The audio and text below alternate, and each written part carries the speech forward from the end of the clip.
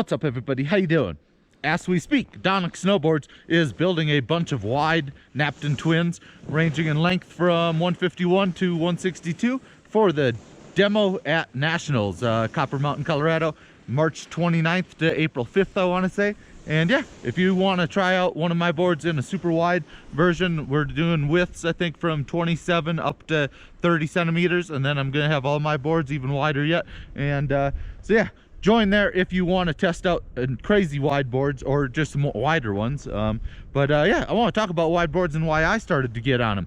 It was late spring one year here, and I did this little buttering combo, a backside nose roll to land on the toes and then switch to the heels and then do a switch stance heel side grabbing carve. And on that grabbing carve, I hit the back of my high backs into the snow, lost my edge. It was spring conditions, and I slid and almost ran into a chairlift tower. And I was like, shit. And so at the end of that day, I was fed up with the normal width that I was on. So I went over to one of the snowboard shops in Breck and asked to rent a wide board of that same Burton custom model. And the shop employee assured me that with my, at that time I was using size 9 boots, assured me that there was no way I was hitting my toes or heels into the snow.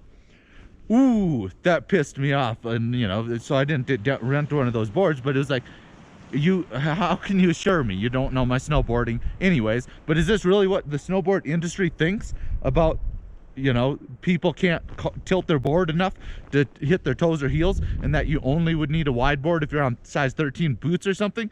That's a joke. If you want to be carving deep on a normal freestyle setup, you either have to set your stance angle so high that it really won't work right with most bindings, or you have to just go wider. So obviously going wider has made all the difference for me to be able to do some of this stuff. So yeah, let me make that exact same trick. I don't think I've ever done this for years. So exact same little trick that I booted out on, I ain't gonna boot out this time. And then I'll make some carves. I'll try to hit my ass into the snow, and I'm not gonna fall. But yeah, wide boards are a joke, because check this out. Most wide boards, the same model, is like less than 1 centimeter wider than the traditional model. That's like that. It's not even, it's like almost a third of an inch. It's not much at all, where real boot sizes fluctuate so much. Someone might have boot size like that much bigger. So I mean, the snowboard industry has completely failed people with like size 13 boots or even 12 boots that want to carve deep, or I don't know. But Donek's got your back, so let's make some turns.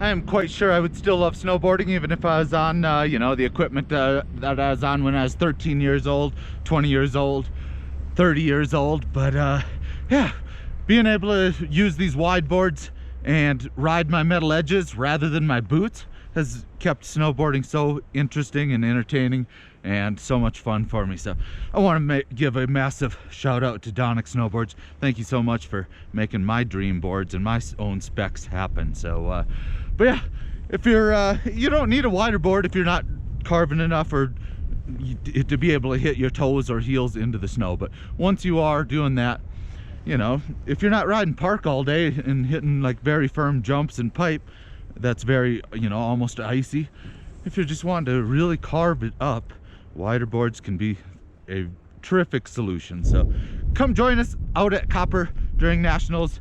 Free demo. You just check out a board, take a couple runs with it, and then check out another board with some extra other specs and find out what kind of specs work for you. So yeah, thank you guys for watching. Happy shredding, and kapla!